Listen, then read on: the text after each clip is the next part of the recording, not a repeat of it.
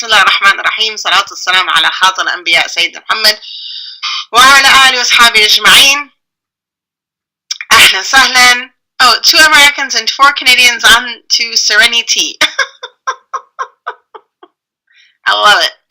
Alright, are you ready for the announcement? In 2016, Rabata launched our Leadership and Legacy Curriculum Program with 4 unit plans of different women in history. And in 2016, we launched an educational fundraiser called She Is Me, where we did one woman for 15 days, one woman from history and one woman from the present time, with just a little blurb. This year, in 2018, we are launching a new unit for Leadership and Legacy. And I am so excited to announce that our new unit is about Sister Clara Muhammad. May Allah subhanahu wa ta'ala put light in her grave and bless her and reward her for her incredible work and her incredible life. As Muslims, we have to, as Muslim women, as Muslims in general and as Muslim women, well, actually, let me say that as Muslim women, we really don't know our history. We don't know the women who came before. When we look back at historically, it's really difficult to find those women, and when we find something that they've done, it's even more difficult to find the narratives and stories about them that tell us how they lived their lives. And one of my sort of lifetime goals, also part of my dissertation, is to record and set down for posterity the legacy of living women.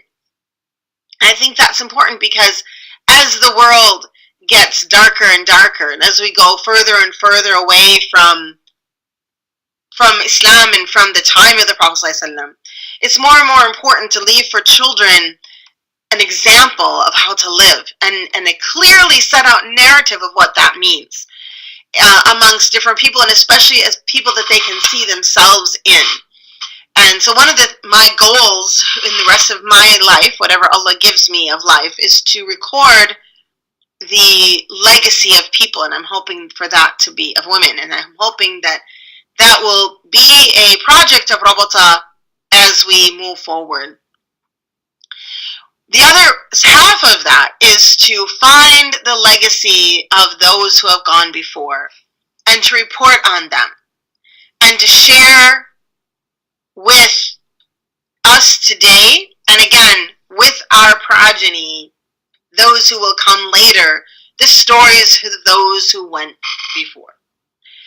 And Sister Clara Muhammad is a woman who is well known to some, unknown to others, and misunderstood to others. And I am proud, and it is definitely has been a labor of love to bring forth her life in a teaching unit. It's very important to have teaching units, because with teaching units, we are able to change the master narrative. So one of the things that happens in schooling is there's a master narrative that is being taught. Sister Clara Muhammad, one of the things she's well known for, of course, is schooling and homeschooling, and then later actually opening a private school system.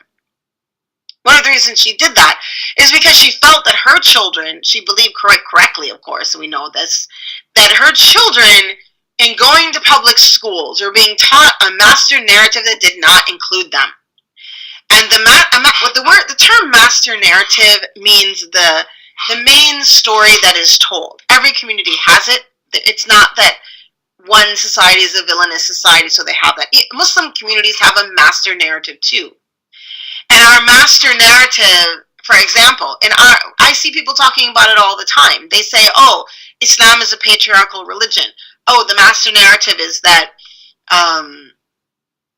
men did this, or there's a lot of war, or there was, whatever. There's a master narrative, which is the story we tell everywhere. When actually, Islam is not a patriarchal, it's a tawhidic system. Patriarchy is something we picked up from the Christians, and certainly societies have been patriarchal across the board. But we are unique in that we are tawhidic. We are a tawhidic society. We are a society based on a tawhidic paradigm, which will be for another live stream. We should talk about that in detail and what I mean by that and what my proof is of that. And maybe we can talk about it later on today as well in connection to Sister Clara Muhammad, because I think she beautifully represents this concept of a Tawhidic paradigm. But the idea of a master narrative is that a story that is told, and so we're missing out on the rest of the story. And one of the very important pieces of bringing the lives of women to light is to change the master narrative, to understand that the master narrative is that the narrative of history is what people have told. And it is up to us. We certainly have the ability to tell it in our own way. And I think we have a responsibility to tell it as related to the Tawhidic understanding of Islam and Muslims, that we are responsible for carrying that message forth and living that message. And so Leadership and Legacy was designed to tell the stories of women who've gone before. Sister Clara Muhammad was a woman. She's an amazing woman. I'm going to tell her a little bit about her biography now. When she was 17 years old, she met Elijah Poole, and they fell in love and they wanted to get married. Her family was not excited about her marrying him, but they got married, and then they went north during the Great Migration. Right there is a place that you can teach. There's a lot of teaching right there. If you're a homeschooling mom, if you're a teacher, if you're an administrator, there's a lot of teaching right there in migration, because generally human beings migrate because they're forced to in some reason, in one way or another. And the Great Migration of African Americans from southern United States to the northern United States was a migration of opportunity. And if we look at the hijrah of Muslims from Mecca to Medina, it was also a hijrah that was a hijrah of leaving oppression, also the same as Black Americans left the South. They were leaving oppression and violence. Same with the Muslims. There's a lot of similarities between the hijrah of the Muslims from Mecca to Medina and the 20th century hijrah or migration of African Americans from Southern America to Northern United States. An important teaching point. And in the curriculum program, there you will find an activity related to migration. It's not connected to the hijrah, but you can connect it, or we could even add that in. Then in the North, of course, there was hope for better work and better jobs, but then the Depression hit.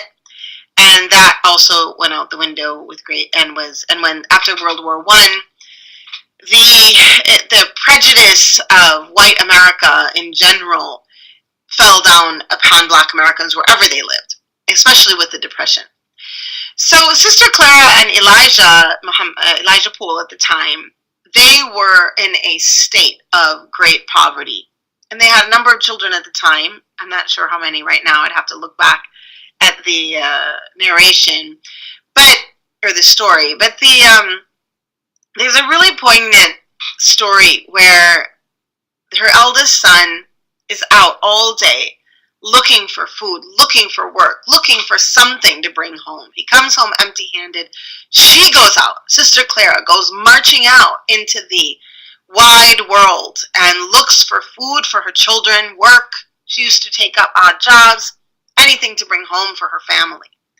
She doesn't find anything, and so to lull them to sleep when she comes home empty-handed, she fills a pot with water and puts a boot in it and boils that. I really want to pause here because I think that we all live in such plenty. We all live in such plenty today that it's really hard to imagine that kind of want. It's hard to imagine being in a situation where not only are you in great want, but your family. And the Prophet ﷺ tells us that the best of you are the best of you in Islam. And of course, this is the story of Sister Clara Muhammad before she learns anything about Islam, before she learns anything about anything, really. She's still a Christian. She's still previous to her own life change. But it tells us something about her character and who she was. She was a problem solver. Her children were so hungry, and she found a way to comfort them, even though certainly it pained her to comfort them in that way. Her husband, during this time of great want, as many men will find great difficulty in being unemployed, great difficulty in not providing for their families. In fact, if you've ever lived with an unemployed man, you know that it is a very unhappy, uncomfortable thing. So he was quite depressed, and he was an unhappy man. And but now in this poverty, I also want to underline something. In this poverty, Sister Clara was seeking to learn, seeking to fulfill her own person. And there was a lecture from Marcus Garvey, who was a famous person at that time with the Back to Africa movement, that she wanted to go to that lecture, but she missed it. And so then she went to this lecture by this man named Farid Muhammad. Farid Muhammad was a man who was here. He was a Muslim from some country. It's unclear exactly what country he was from, but he was preaching and speaking, if you will, and talking about how there are other places in the world where Black people are not oppressed. In fact, he expanded that and said that Black people are the original people, and they were kings and queens and still are of their lands, and they have been subject to the devil and the white supremacy and the oppression of white people. Now, there's a lot of negativity towards what we call the Nation of Islam in Muslim communities, and I would like to just pause here for a minute and notice that in 1930, with Jim Crow laws, yesterday where were we yesterday? I was in the airport, and I've been drowning in writings about Sister Clara Muhammad in that era. And we were in the airport, and we were buying a sandwich, and the guy wouldn't come. He just wouldn't come to the counter. I don't know where he was. He didn't even see us. But we stood there and stood there and stood there and stood there, and he wouldn't come. And I was thinking in my head, imagine if he wasn't coming to the counter because I was a Muslim. Now, that wasn't at all the case, by the way. I was just imagining, what does that feel like when you are who you are, whether you are a Muslim or a person of color, and you're not served in a place because of who you are? How does that feel? And if it happens once, then you have a jerk. If it happens again and again, what does that feel like? And so when we think about, and also in Islamic theology, we believe that shaitan is min al-jinn and-nas, min al-jinnati wan-nas, from the jinn and from people. So whatever that original message was from Farid Muhammad, it was heard as the white people are the devils that have put us in this situation. And I hope that no one here finds that shocking. Because to me, it's not shocking at all. To me, it's like, yeah, that's what it was like. And so Sister Clara went and heard this speech. And she was inspired. He was talking about a different religion, another way of living. And she was inspired. And she thought about her husband, who was depressed and struggling with the very oppression that they were living in and economic troubles of that era. And she brought him to listen to Farid Muhammad. Now, in history, when we talk about history, one of the things we talk about is who was first. Firsts are always recorded. It's something very important in historical methodology to record who is first. And in this case, Sister Clara was first. She was first, and she recognized and saw that there was something important here. And she was devoted to this message her entire life. She brought her husband. He was inspired. He became they became close students of Prophet Muhammad, who was then deported. So from there, they create this movement called the Nation of Islam. And it's a beautiful movement that really talks to people about their origins as Muslims. It talks about the original slaves who were brought over to the United States and the percentages of them that were Muslim already, and how that Islam had been stripped from them. And talks about this idea of being a nation, that we can in and amongst ourselves raise ourselves up. We can in and among ourselves live a good life, no matter how other people want us to live. No matter our environment, we can choose to live better. These are beautiful principles, and these are principles of Islam that Muslims all over the world today would do well to learn from. Sister Clara Muhammad and her husband started this movement. Now, she herself, he was, in the early days after Prophet Muhammad left, there was a lot of infighting and power struggle amongst the men. And so he went into hiding. And during that time, Sister Clara was the leader of the nation. She was the one leading. Later on, during World War II, Elijah was a conscientious objector, and so he went to prison. They called it draft evasion back then.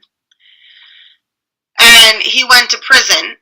And during those 4 years when she was in prison, she also ran the nation. She would go and visit him, report on what's going on. I mean, they communicated, but she was running it. Now, I want to just pause on that too, that people within the nation looked up to her. She had a personality that could lead in a time when women's leadership was not, globally, was not something that was the norm. She could lead and she could communicate. Even as the wife of Elijah, she was called the First Lady, but really treated more, I think, like a vice president's, perhaps. Now, she also, during that time, Elijah asked for a Quran so that he could read it in prison. And the prison system wouldn't give it to him. And so always the problem solver, Sister Clara, brought together women scribes, and they wrote out the Quran, so that every time she went, she would go with a section of the Quran to bring to her husband to read while in prison. The Sister Clara was a woman who identified a problem and then found a solution.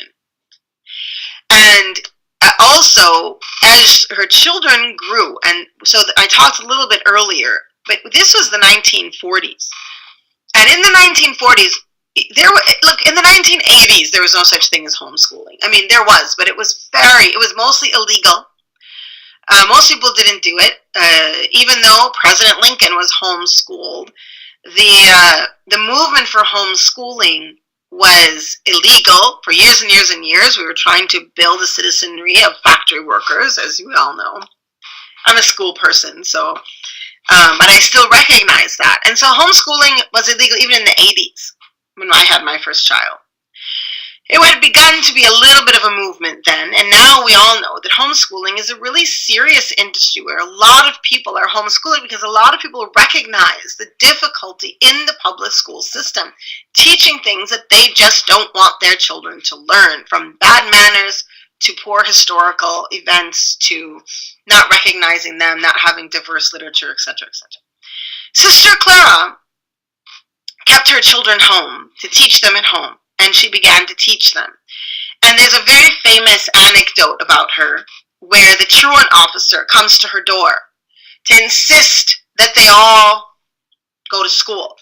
And she stands at the door, really making herself large. And I would like all of you, no matter your size, whatever, if you're 4'11" and 92 pounds, or if you're 6 foot tall and 210, You can be small or big depending on how you stand. It has nothing to do with size. She stood in that doorway, making herself tall and strong in the face of the truant officer, and said, I will die before I send my children back to the public school system. That is conviction in her, what she's doing. Every woman today needs to learn from that conviction. We need to learn from that kind of assuredness that I am doing the right thing. And she homeschooled her children, and then as more families joined her, she opened a school that opened in her home. She was principal, she was teacher, she was founder, and she called the schools the University of Islam, though they were including elementary. And one of the reasons she did that is she wanted her children to believe that they could go to university, that university was not a strange concept, that the university was part of their legacy and their future. And she built these beautiful schools, this beautiful system, where her children were learning, of course, reading and writing and arithmetic and Arabic and Islamic studies. Once they got a building, they hired a Palestinian brother, to teach the children Arabic. And he did according to what I've read, he did a really good job, and a lot of the young people really learned Arabic really well. I think there are plenty of Islamic weekend schools that can really admit that we're not doing a good job teaching Arabic in sort of general weekend schooling in the United States. And in the UK either, I'll venture to say. But because the University of Islam schools had Sister Clara behind them, and because she was so adamantly strong, they got what they needed.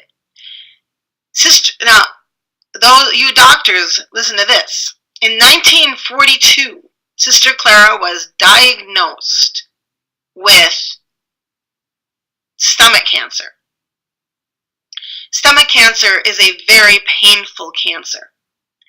It is one of the most painful, as a matter of fact.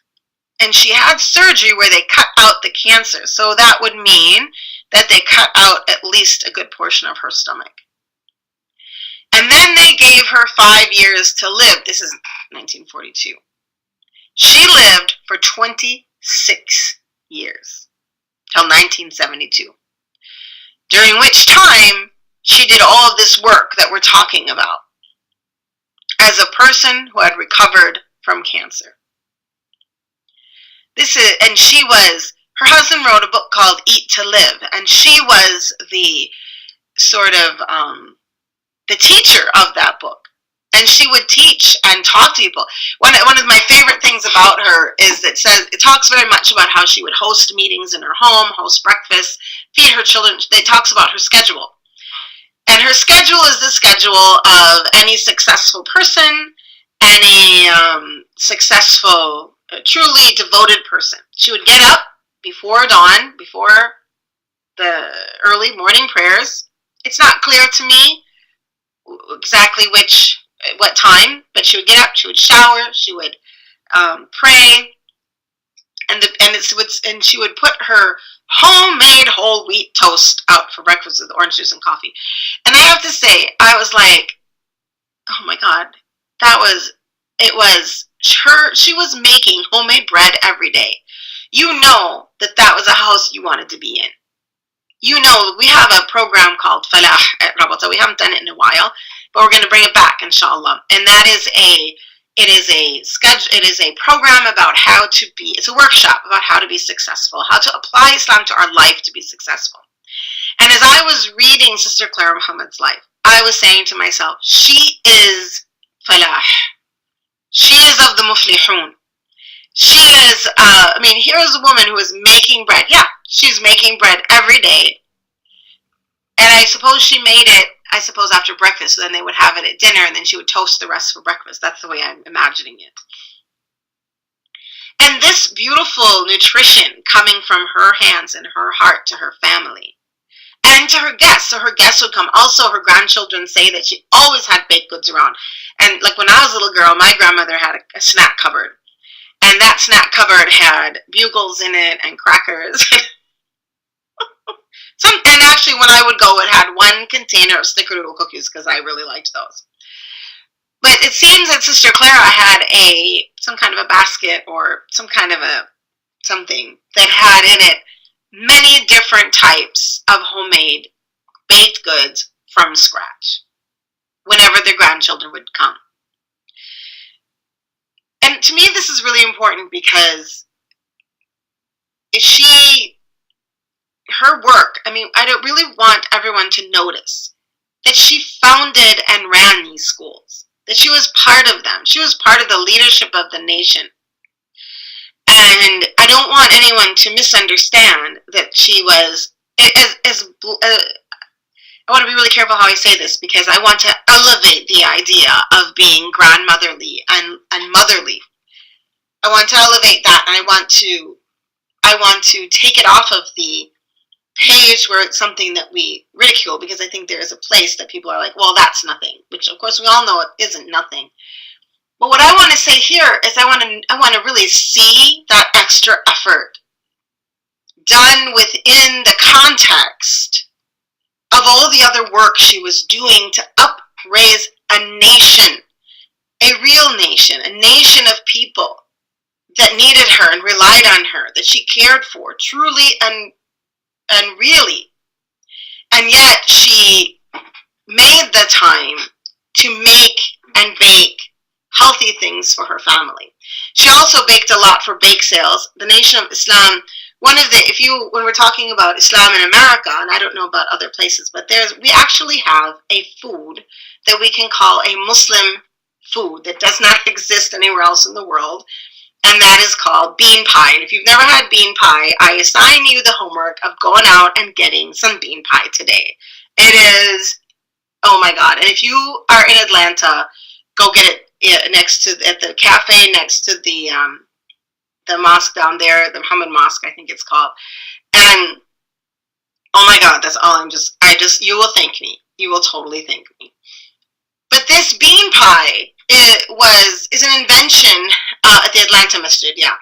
This is an invention of the Nation of Islam, and it was an invention which was a money-making invention. There were a lot of bake sales that helped to support the projects of the Nation of Islam. The cafe closed. I was just there 2 years ago. That's a disaster. That's a disaster. Shrimp and grits were to die for there. Oh man. Sorry, digression there. But so Sister Clara was known that she would bake and bring to the bake sales, and her stuff, like people would buy the Sister Clara food, right? And you are so lucky, Sarah. And I just want to point that out too, that she was beloved, and so her bake sale products would sell, and so she would make sure to bring them. And subhanAllah, the bake sale concept is, we're all about fundraisers, and we do fundraisers. Rabata does fundraisers, and for 2 years we did an educational fundraiser, and then last year we did something else. And this year I'm going back to educational fundraiser because we are all about education, and I think we need to keep it together. And in a way, that beautiful bake sale is all about Sister Clara. It's all about feeding people while you're making money. Same thing with the educational fundraiser, feeding them knowledge while you're hoping to gain money to support your projects. Feeding people with beautiful baked goods while you're gaining money to support your projects. It's a beautiful legacy, really. And it's a legacy that is really nicely taught to children about the idea that you can make something to sell and make money to support our projects. Sister Clara raised 8 children. And I really am, as I said earlier, she is a problem solver. And she raised these children, and Akbar, her son, went to Egypt to study at Al-Azhar. We don't hear a lot about that.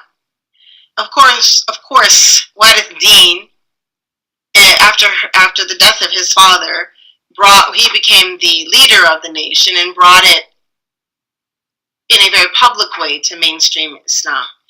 From all of my readings, it seems to me that the nation was all during that time moving to very mainstream Islam.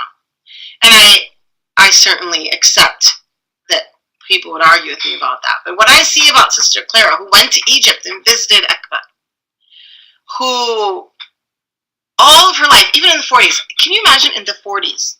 In the 40s, she wore what was called the nation uniform for women, which was a scarf and a long jilbab. Very similar to your picture here, but not white. Can you imagine in the 1940s? Can you imagine? We have people who in 2017 have difficulty wearing their hijab outside. What in the world? And then the nation. One time I was in, I saw somebody, that one of my early mentors, and it was after I had moved out of Syria, and she said to me, "Why are you still dressing like you live in Syria? You live in America now." I was like, what do you want me to wear? I'm used to this. This is what I lived my whole life wearing these kinds of clothes. I have lots of nostalgia for it. What do you want me to wear? What's the Muslim dress of America? Oh, actually, she said, well, why don't you, she said, well, when I live in Kuwait, I wear dress like Kuwaiti, blah, blah, blah. I said, what's the Muslim dress of America? And then I thought, well, you know what? The Muslim dress of America is nation. And so I went, and I knew sort of in a perfunctory way what that dress was. But I really looked it up, and it was so beautiful. The white, sparkling, homemade, white, long tunics, or almost jackets with buttons, with long white pants and this white scarf. Now, certainly for me, I would speak to the necessity of tying it or bringing it forward, but forget about that right now. This beauty, the beautiful dress of the nation. I was like, I totally could wear that. I love it. And white, if it's dirty. It's just like your soul. If you wear all white, you know when it's dirty. And it's so good for you, because just if you see how many times you got to wash your clothes, you can see how much you got to wash your heart. Oh my God, I would love it. SubhanAllah. I mean, we have with us a real, people that were strongly adhering to the rules of what they understood Islam to tell them. And I think that we must all learn from that legacy. The willingness to be courageous and have conviction and to be strong. And Sister Clara raised these children, and it was her children that brought us forth. And it's a beautiful legacy, and I believe Warthi Muhammad was a mujaddid of this century, and that would make her the mother of a mujaddid, one who raised one. May we all be of those who raise such children, mashallah. She was in I forgot what I was going to say. So we were talking, I know it. Something very important that I wanted to add here. I want to be real about Sister Clara. I want to be real because I think it's important for women to understand something. It's well known that Sister Clara's husband was not always faithful. In fact, that was why Malcolm X parted with Elijah Muhammad. And yet, we never see Sister Clara become a victim. We never see her waver in her work. We never see her throw her hands up. We never see her reject the beliefs that she has lived with and lived for since the first day she herself went to the first meeting. And today there are women all over the world dealing with betrayal, dealing with infidelities, and very often it is devastating. For some, they lose their whole religion. For some, they lose their faith in themselves. Some blame themselves. And Sister Clara in this way is an example for all women that you are who you are because of who you are. and your goodness to the people around you are not dependent on who they are or how they treat you. When I say we have a tawhidic paradigm, this is very important. Because when you live in a patriarchal paradigm, it means that who the men are and who your father is and who your husband is determines who you are. A tawhidic paradigm means that whoever your father is, or mother for that matter, or your husband or children, whoever they are, your status is determined by who you are to Allah subhanahu wa ta'ala, no matter how everyone else around you lives or acts. And we have a tawhidic paradigm. And Sister Clara is a beautiful and important example of this. She lived her entire life for Islam, for Prophet Muhammad, for God, for her people, for her family. Her family that was extended to everyone who entered her home, everyone who entered any masjid or temple, anyone who was part of this nation of Islam of whom she was the mother. And when we think about this concept of mother of believers, and how the Prophet ﷺ's wives were called Ummahat al-Mu'mineen, mothers of the believers, and what that means, I'm still deeply in that thought. I can't give you an answer for that. I can tell you some of my thoughts, but I think there's a lot there that we have not unpacked, a lot there that we need to think about and analyze as far as who were they and how do we imitate them. I think Sister Clara Muhammad was a mother of the believers. I think that she did imitate them, that she did hold herself up to the upbringing of a nation in real practical terms. And she did that in hardship that was both economic, physical, emotional, but maybe not spiritual. I believe that her spiritual self was connected to Allah subhanahu wa ta'ala. And as she did her best to follow what she learned as she learned it.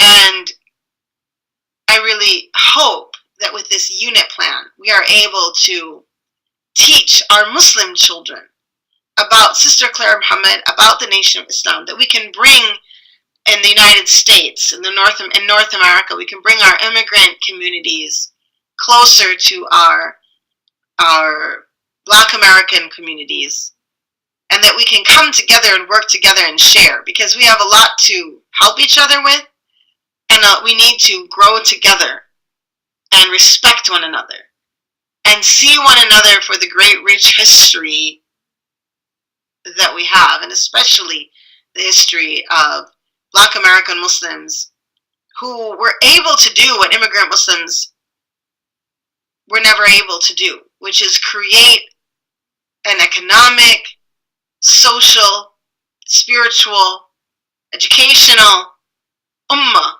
inside of a majority ummah, and be strong with that and let it continue and grow. May Allah subhanahu wa ta'ala really bless her and put light in her grave and guide all of her grandchildren so she can be with them in Jannah. Guide them all to prayer. I'm not saying that they're not guided, but whether they are, guide them further and let them be of those who carry on her legacy, and let all of us really understand her legacy wherever you live. So you don't have to live in America to appreciate her legacy. Wherever you are in the world, her legacy of leadership can be appreciated.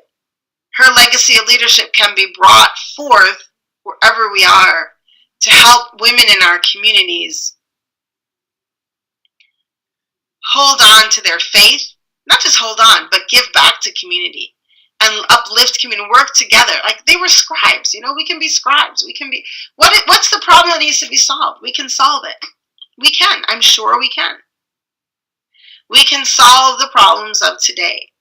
But we need to work together, and we need to work like Sister Clara Muhammad work, do the best we can right here where we are. Let's make our homemade bread. Let's sing our beautiful songs. Let's find out what falah is. Let's be of the muflihun. Let's be of those who are successful. And do you have the March schedule so I can show it here? We have a schedule for March where we're going to be celebrating much that Sister Clara brought us. Bread maker, yeah, or just with your own hands.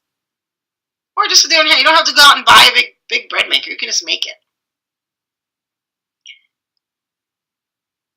We have a schedule in March where we will be celebrating Sister Clara Muhammad every day from now to the end of the month.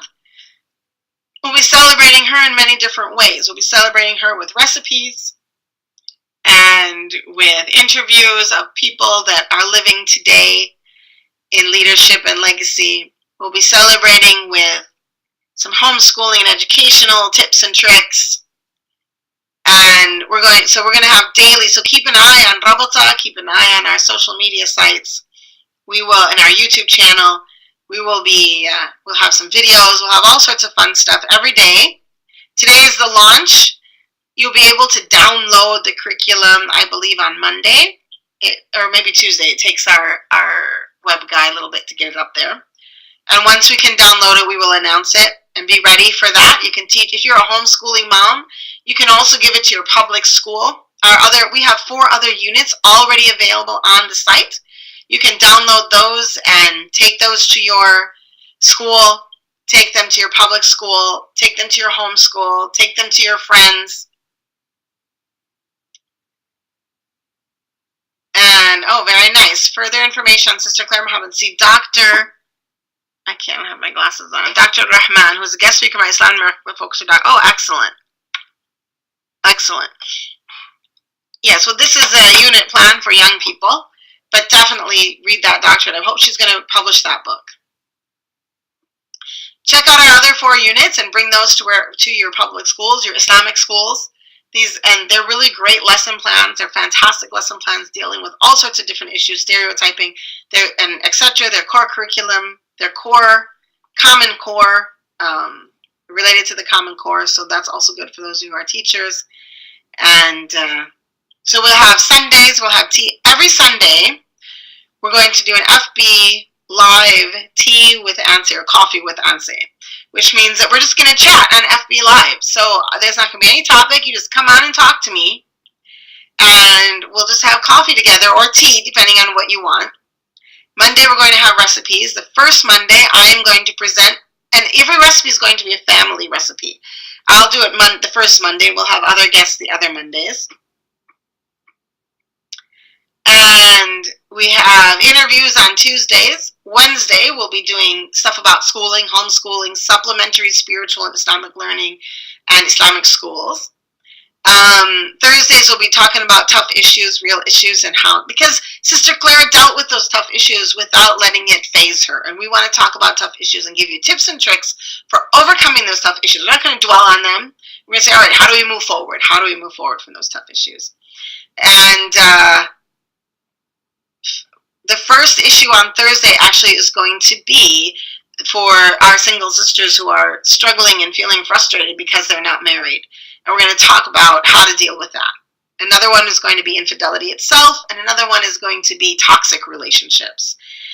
We're going to be talking on Fridays about falah, or how to have this practical success. We'll be doing just portions of our falah program. The actual workshop, I believe we're going to hold in person, face-to-face, in the fall. And then on Saturday, I'll be introducing all of our leadership and legacy ladies, and we'll be talking about them on Saturdays. So that's going to be our March, here and out. And so definitely join us every day. Look for us. They'll all be done in different ways. Look for what we've got each day, and inshallah, tell your sisters, tell your mom, tell your friends to join us in our journey of holding up the legacy of Sister Clara Muhammad. I also want to announce that registration is open for our annual retreat. Do we have a flyer for that, folks? Registration is open for our annual retreat, and it just opened. I will say that spaces are filling up really fast. So if you are a person who wanted to come and you're like, oh, I'm just going to wait till next week, get in there because they are filling up super fast. So definitely get registered and get ready to come because we've barely done just a little soft opening and already a lot of spaces are being filled. So get in there. It's for July, end of July. The dates are there, July 20 something. I can't see that. 25th to July 29th in Minnesota. It's a beautiful trip. It's a beautiful experience. And I know that this year it's going to be really focused on spiritual wellness. So, alhamdulillah. And what other announcements do I have to make? Course admin. What else I got? What else you got? Don't forget Rajab is coming. If you haven't finished your fasting, get it done. Get it done. And we'll be doing a Growing Hope tour this summer as well. We'll be going south. So we'll be going down from Minnesota to Iowa, Nebraska, Kansas, Oklahoma, and Texas, New Orleans, and back up. So if you are in any of those towns, not to Florida, but if you are in any of those towns or areas or nearby, come and see us. We'll get that schedule up sometime in April, I believe, so you'll know where we are. So you can plan to come and see us. We'll have our Hakeem sisters singing troupe with us, along with the beautiful voice of Michelle. I don't know if she has a special name for her group, the Michelle ma'am or something. And yeah, so alhamdulillah. Oh, alhamdulillah. Oh, mashallah, Islam, mashallah. Yes, it is recorded, and I believe we will be putting it up on YouTube. I did not turn on my recording because I can't do it with my computer at the same time, but I believe someone's got it. Inshallah. All right. Alhamdulillah. All right, so I think those are all of my announcements. Rajab is coming. Make sure that you get your fasts done. If you haven't finished your fasting, get them done. Yalla, yalla, yalla. It's already on Sunday, the time is changing. The day is already getting longer. Yalla, get that fasting done. Inshallah. All right, well, thank you very much for joining me today. It's been a beautiful morning.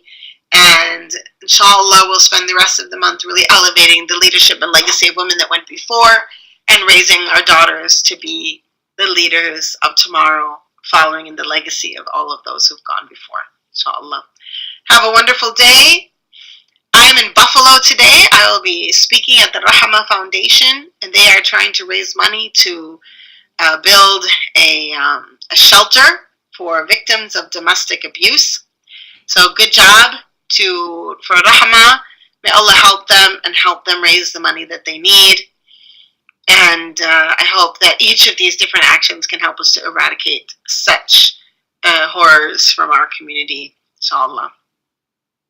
All right. I will see you all next month in our regular monthly open halaqa, which is the second Saturday of every month. And so we'll see you next month for our Rajab halaqa. Assalamu alaikum, everybody.